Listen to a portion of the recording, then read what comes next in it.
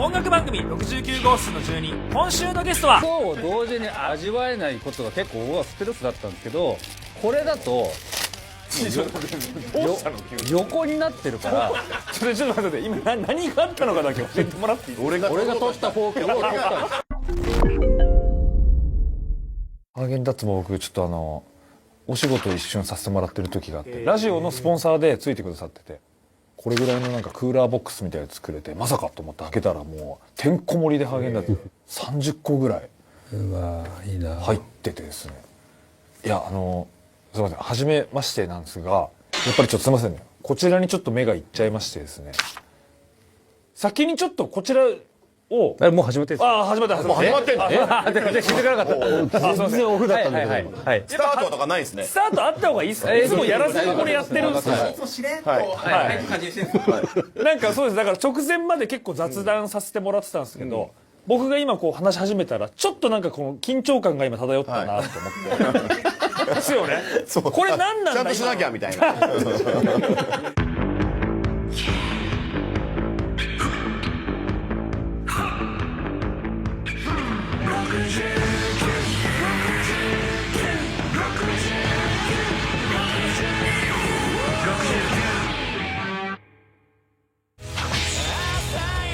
ムック。1997年に茨城県で結成されたビジュアル系ロックバンド。もはやその界隈ではレジェンドであり、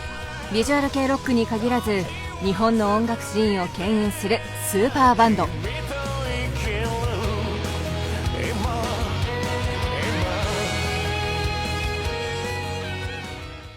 でアンケートにおすすめスイーツをって書かれてたんで、みんなそういう感じ聞かれてるのかと思ったら僕だけなんですよ。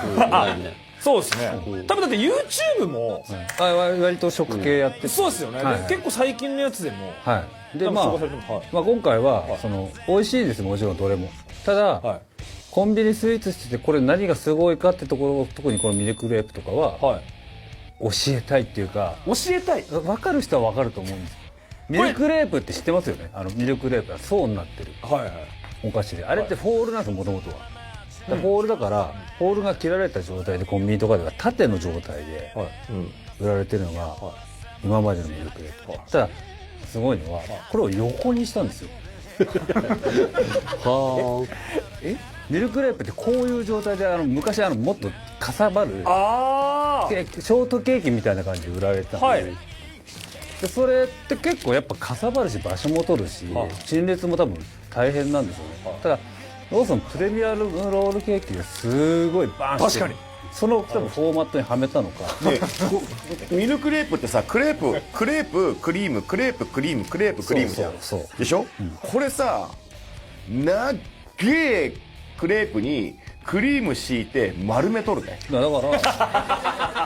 らそこは俺は気づかなかった。見えました、それがもう丸めたやつをこう切っとる。発想、ミルクレープはこうあるべきみたいな概念を覆して作ってるところがすごいところで、あと横にすることによってミルクレープって層のお菓子なんで、層を同時に食べないと意味がないんですよ。なるほど。何十もの層を食べる、口に含むことによってそこでほぐれる。これはだからミルクレープ1枚ずつ剥がすのが好きな人もいるじゃん。俺は好きじゃない。なんかそういう人もいるじゃないですか。人によってはそれはできないですね。なぜならば長いのを巻いてるから。まあでもそれは今までのやつあるから、そっちでじゃあ楽しんでくれと。大体コンビニのミルクレープもう食べる気満々になる。もう食べる気満々サクッとした時にどうぞどうぞ。あるです。大体そのままとどまんないで倒れちゃうんですよね。みんなあるあるだと思うんです。倒れちゃうから自分が用意したみたいな。この層を同時に味わえないことが結構僕はストレスだったんですけど、これだと横になってるから。ちょっと待って、今何があったのかだけ教えてもらっていい？俺が取ったフォークを取った俺が取ろうとしたフォークをあいつが持ってった。俺が持ってから取ったんだ。それを取ろうとした。いっぱいあるか、いっぱいあるよ。まだあるからね。よかったら好きに使って。ゆうけさんいかがですか？うまいね。よかった。説得力。人からのプレゼン聞いて食べるの美味しさ5倍に感じれるんですよ。確かに食感がやっぱ今までにはない。じゃ早いな。もう全部うまかった。何も食べてないんですか今うまかった。日？甘いの好きなんですか？好きですね。ちょっと早いなにしても。あんまり甘いの好きじゃない。でも、はいさっき YouTube 見たって言ってたじゃないですか、このリーダーのその甘いもの食べに行く YouTube を結構仕事についてってはいるんですよ。ついてって、まあ、普通のディレクター的な仕事はしてるんですけど、はいはい仕事中なんで、俺も食べたいは言えないわけなんですよ。これ結構、後日言ってるんですよ。いやそれは初耳だわ。本当に後日言って撮影終わったらじゃあ皆さんでみたいなでももう次のとこすぐ行かないああ忙しいんだだから全然別日に行ったりしてます、だってあの企画に参加してないと知れない店ばっかなんですよ、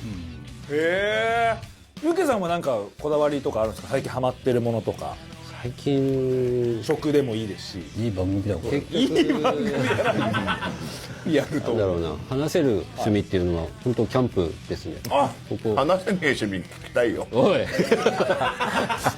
なんだよその話せる趣味はって。普通にキャンプでよかったのに話せる趣味はって言うと話せない趣味もあるんですねになるじゃん。なるよな。話せない趣味のちょっとワードだけいただいていいですかそのものじゃなくてもいいですしなんか想像つかないです六本木いただきましたありがとうございますすいませんでキャンプにハマってるキャンプそうキャンプはいなんかそういうちゃんとした趣味ってできたことがなくて初めて行ってその夜空とかはい見ながらのキャンプの空気感ってやっぱどこでも経験したことがなかったことってそこからもうすんごいハマりましたね。それじゃなんかお友達だったりとかいや基本ソロええなんでもだから地方とか行ってもはいツアー中ご飯食べに行くのもなんか探すのも孤独のグルメって番組はいみたいに一人でいろいろ考えながら食べに行くのは俺は好きか松尾さんありますか何か俺ずっとそのコロナの世界になってから友達に誘われてそれこそ俺釣りにやってたんですよずっと2年目ぐらいかなで友達に「冬って何釣れんの?」って誘ってくれた友達にはいで聞いたら「冬っすか何も釣れねえっす」って言われてじゃあ冬何して遊ぼうかなってなってからキャンプ行ってるからファンクラブの動画の企画でじゃあキャンプ教えてくれっつってキャンプ行ってから楽しくなっちゃってはいで最近ちょこちょこキャンプえで大体休みの日一緒なんで、えはい一緒行こうやえユッケとか最近一人じゃないですだからで後輩とかにはい「キャンプ最近やってんだよね誰と行くんすか?」ってユッケとかって言うと「メンバーと行くんすか?」確かにやっぱ聞かないっすね同じメンバー一番この現実から離れる瞬間なのにメンバーと休みの日に遊ぶんすか遊ぶけど何話すんすかそのいやそんな特に喋んないのにねぼーっといろいろなんか一緒にそれぞれなんですようんでもこの人本当ハマり方って何にハマってもすごい深くつぶつぶに入るんですよ達郎って。だから今回すごいなって思ったのがキャンプのなんか専門店みたいなお店があるんですけどそこのなんか閉店セールがあったっぽくてだから結構いろんなキャンプ道具が安く売られてるんですよ。それをまず嗅ぎつける情報をよく知ってんねって思うんですよ。はで今何人ぐらい並んでるっていうのがなんか送られてきて今50人ぐらい並んでるって言って閉店開店前ですよいはいの先頭にいるんですよこの人すげえなと思って25周年はいマルトさん25周年のはい企画のツアーをやってたら、はいはみ出しちゃってまあ5月結成なんですよ。97年の5月なので、まあ周年始めるのその前から始めるのもなんかなと思って、ちょうど6月9日はムックの日ですよ、言わせてもらってるんで、25周年の6月9日から始めた。だから半年ちょっと遅れて始めたんで、半年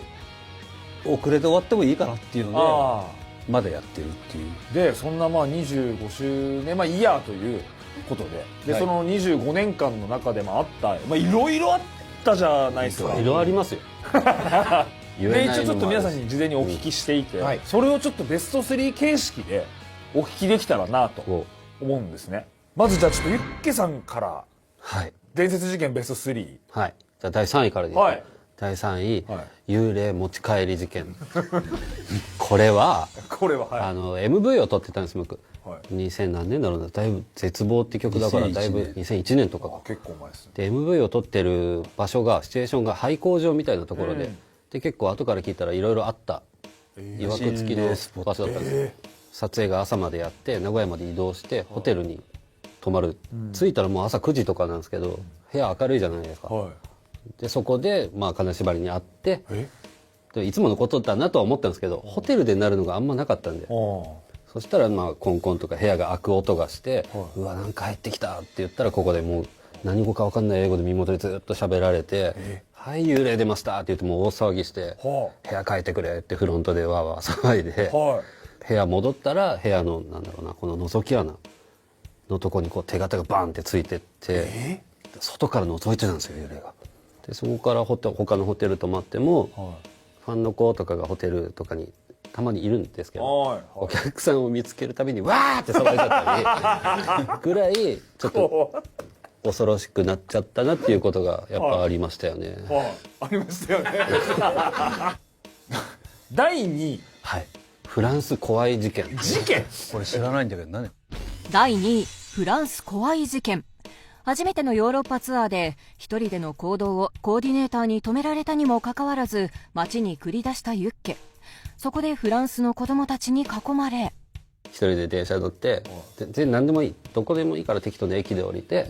でちょっと遊んでさあ帰ろうって時にめちゃくちゃフラグ立ってるけどな。電車乗るんじゃないですか。で電車の切符の買い方がちょっとフランス難しかったんですよ。イギリスはなんか簡単なイメージあるんですけど、でずっと切符売り場のとこにいたら、ちょっと引っ張られたんですよ服を。これなんだって思ったら、キッズたちが10人ぐらいで俺の後ろで囲んでるんですよ。何歳だろう、中学生も高校生から小学生ぐらいまでの集団ですよね。いっぱい言ってくるんですね。お前なんか困ってんだろうみたいなことだと思うんです。だからそうだったらこれ押してこう全部やってくれて、やってくれて切符出てきたんですよ。あ、変えたって思ってお釣りジャラジャラジャラっていっぱい出てきたやつは持ってかれましたね。で1位。キャンプ怖い事件。また怖いんですか？で好きなんじゃないですか？大好きですよ。今回のツアーなんですよ。今回回ってたツアーでこの間金沢と長野に行ってきて、金沢終わりで電車で帰るんです東京まで、その時に車窓を見てたら、長野ってやっぱり自然が多くていいなと思って、で家着いたんですけどやっぱ次の日休みだったんで行こうって思っちゃった。またじゃあ戻る？長野行ってみようと思って、あんま関東から出たことがなかったんですけど、ちょっと長野いいなと思って頑張って4時間ぐらいかかったんですけど行ったんです。結構老舗のキャンプ場を見つけて、よしここ泊まってみようって思って受付をするじゃないですか、で管理棟おばちゃんが一人いて、で一応聞くんですよね、今日他の人います？って聞いたら、いや今日お兄さんだけ貸し切りですよって言われて、貸し切りって嬉しいんですけど、怖さももちろんやっぱあって、何かあった時の、怖いな。多分おばちゃんも帰っちゃうんですよ管理人さんも。じゃあ本当に一人になるの？そう、まあいいかとは思っていたんですが、一応聞いたんです。例えば野生動物って何か出ますかって聞いたら、うちね野良猫とキツネとタヌキがたまに出るって。キツネってなんかレアじゃないですか。でもまあなんかちょっとまあ怖いけどまあ大丈夫かなと思って「あ、分かりました」って言って、普通にこうテントカンカンカンこう立てるわけですよ。で1時間ぐらい経って「よしできた!」と思っていたら、20メートル先ぐらいでガサガサってなんか動いてるんです。って見たらイノシシが結構普通に聞いてない。ちょっとちっちゃいイノシシ2匹が地面めっちゃ掘ってて、ウリボウかわいいじゃん、あれと思って聞いてねえなと思って、でおばちゃんイノシシいるよって言ったらおばちゃんちょっとびっくりしてて、あ出てきたかぐらいの感じだったんです。知ってはいたんだ。これどうしたらいいですかね。目合わさなければ来ないし大丈夫ですよ。目合わすと来んのかって言うから、ああマジかと思って、まあ分かりました、まあこれも経験だと思ってで戻ったんですね。したら今度は40メートル先、もう林の森の中からガサガサガサガサバキッガサガサって聞こえてくるんです。あと思ってちょっとしゃがんでよーく見てたんです。何が動いたと思って見てたらクマで。ダメだこれ。今のクマなんてもう絶対ダメだよ。それも言ってくんなかったんですかおばちゃん。クマ30年出たことないって言ってます。引きがすごいんだ。クマが2匹いて、で2匹目がこっちくるっと見て、あクマだと思って、本当にもう後ずさりしながら管理棟行って「おばあちゃんクマいるよクマいるよ」って「クマ!」って言ってでおばちゃん来て「ちょっと見てくる」って言って軽トラで見に行ってくれたんですけど、まあそれで逃げちゃってはいたんですね。でおばちゃんもどうすっかなと思って「俺とりあえず俺キャンセルしますわ」って言ったらおばちゃんももう全額返しますでどうしようって言ったらなんかおばちゃんが「今じゃ大丈夫です、山に詳しいものを今ちょっと呼んだんで」って言ってくれて、わあ頼もしい、猟友会の人来る。まあなんか知ってるし頼もしいなと思って待ってたら、10分ぐらい待ってたら、90歳のぐらいのおばあちゃんが素手で来たんですよ。丸腰で。こんなんもん多分本当に山に詳しい人なんですよ。女性のそうそう。これ待って、俺助ける人増えたかもしれない。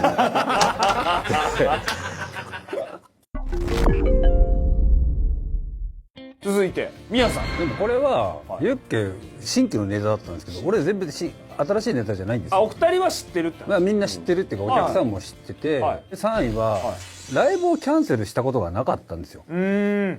つだあれ。3年ぐらいじゃない大体。はい。で初めてそのノロウイルスになって、始める前にもうこれはできねえってなって、初めてギターなしで何曲か鍵盤の人もいるんでやってもらって、ちょっとトークして終わってもらったみたいな。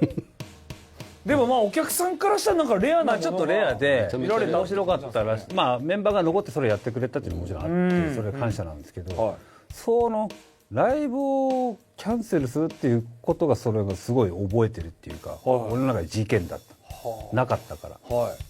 第2位蛍光灯事件。ライブ中ドラマーのスティックがライブハウスの蛍光灯に直撃。ステージが破片まみれに。その凄惨な現場でバンドが取った行動は、うわ地獄ってやって中断して、これはさすがにっていうんで掃除機かけてライブ中かっこいいめちゃくちゃ熱気とかもすごいなんか掃除機かける。ウィーンで掃除機の音だけがずーっとウィーンっていう500人ぐらいずっとこう待ってるみたいな。まあ1位は本当文字のままなんですよ。中国ツアーにいた時に知らない国、しかも中国で迷子っていうか時差があるんですよ、1時間。その時計合わし忘れてて、結果から言うとみんなアナウンスされてる集合時間、ホテルのロビーに集合する時間より1時間早く下に行っちゃったんですよ。すげえ遅刻魔だったんで当時、もう慣れてるっていうか、置いてかれたって思ってもうみんな行っちゃって、誰もいないからもうまたやっちゃったよって、まあしょうがないから自力で行くかと思ったとこから、そこはまだ気づいてないんですよ。感覚がちょっと、ここは中国で言葉が特に通じない国で、現地の人英語も通じない人もいるっていうのを迷子になり始めて1時間ぐらい経ってから実感してきて、もう寒気が走ったやばいな。だけど適当に歩って始めちゃったんで、どっかでタクシー拾って、そのライブ会場の場所っていうのはなんとなく日本でいうお台場みたいな、まあタクシーに乗ればすぐ行けるだろうぐらい思ってたら、もうどんどん景色がもうジャッキー・チェンの世界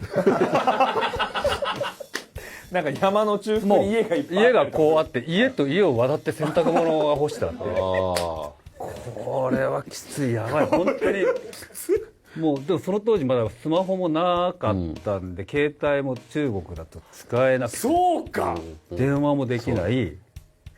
これどうしようってなった時に、まあなんとか人通りが普通に車が走ってる通りに出ようと思ってタクシーに乗って、ただ言葉が通じないわけですよ。で英語も「は?」みたいな感じで言ってて、めっちゃ考えたんです。でその行き先の場所の地名だけは覚えてる。日本語で読むと「新天地」、現地の発音を知らないんですよ。今だったら携帯出してそうですね、翻訳聞かせれって言えば、いやわかんねえなこれどうしよう、とりあえずなんとなく中国語っぽく言ってみたらいいから、いやそんな無理だよな、新天地って言っても新天地で、これはもう恥ずかしくは関係ないから、シャンテンチェって言ってそしたら運転手がオーケーで行けたっていう、シャンテンチェって言ったらっていう鉄板ネタです昔。じゃあ最後達郎さんのベスト3。3位砂肝噛みすぎ事件。事件なんですか？コロナになって世の中が止まるか止まらないかギリギリのところのムックの最後のライブが小樽だったかのライブだったんですよ。で帰りの飛行機が早くて9時ぐらいのフライトだったんですけど、レストランみたいなところで腹減ってるから何か食べたいと思って、キャベツと砂肝のなんかこうプレートみたいなのがあって、キャベツも砂肝もすごい噛むのに時間かかるんですよ。ですごいよく噛んで全部食べてたら、もう行かなきゃと思って行ったらもう通れないんですよ。時間がもゲートにね。もうゲート、もうほんと出発予定時1刻分オーバーぐらい。そんな気づかずにずっと噛み続けちゃうんです。1分でそんな国内線だし結構緩く大丈夫なイメージだったんですよ。まあどうぞしょうがない、次は気をつけてくださいねみたいな。だけどコロナでもうすごく警戒されてるもうタイミングに入ってたから、もうシステム上絶対入れられませんと、絶対ダメ、絶対絶対そんな言い方だったの？本当に俺もう超イライラしてたからもうずっと本当にっつってもう絶対ダメっつって20分ぐらい粘ってダメですっつって皆さんにこうやって LINE で「すいません乗り遅れました」っつってね、同じ空港にいたのにさそんなことある？でもそれ以来もう絶対もう空港で砂肝食わないとこれ3位、はい、2位がこれも海外なんですけど、第2位、スーツケースどこ行った事件。ヨーロッパツアーの初日、空港にあるはずの達郎の荷物がどこにもない。なんと空港の手違いで別の国に空輸。そこから始まるヨーロッパの地獄の日々とは。最終的に最後ツアー終わって成田に帰ったらスーツケース来てもうすでに今いらんてっていうでこの1位、はい、俺の目どこ行った。これはちょっとそう、これも海外なんですけど、ツアーで、俺海外ですげえなんか怪我することが多くて、その時に、もう本編ラストの曲、でもう一番激しいとこでファーンって乗ってたら、ユッケのベースはこういう動きしてたんですよ。そのユッケのベースのヘッドのこのペグが俺の目にバチーンってなってゆけさんも顔を覆っちゃって自分のことなのに。でそれがギターソロとかその中盤間奏のとこでそれやって最後のサビは俺がそのまましゃがみ込んじゃって歌えずに、これ最後の最後まで歌わないとお客さんが心配しすぎると思って最後だけちょっと歌ったんですけど、しゃがみ込みながら「俺目ある?」と思ってこうやってやったらこの状態でちょっと目開けたらうっすらこう光見えないんですけど光が飛び込んできてるからあ目あるわと思って目あるからじゃあ最後髪の毛で隠れてるんで歌って帰ってこうやってやったらもうぼっこり腫れてて血とかは大丈夫なんですか？結局もう本当まだ傷ちょっと残ってるんですけど本当に1センチぐらい本当に眉毛の下にあるんでこうやって残ってるのが。でその俺が倒れ込むのを見てうちのドラムそれ見ながらあ死んだと思ったらしいいやでも思うでしょうね。アルバムが、まあその25周年始まって、過去のアルバムの再現ツアーを一つずつやってきたんですけど、必ずそのツアー限定で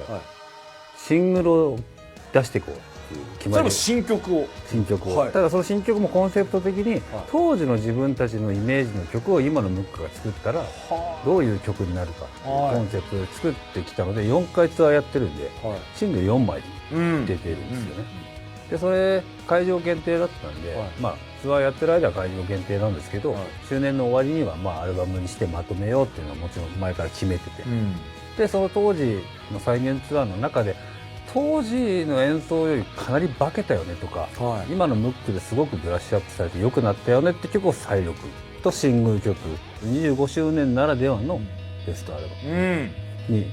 なりますっていう感じです。再現ライブツアーが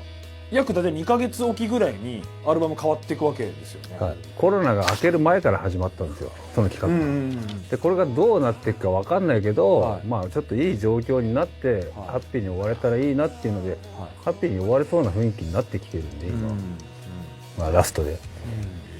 国際フォーラムであるんで、まあそこに迎えてよかったなっていう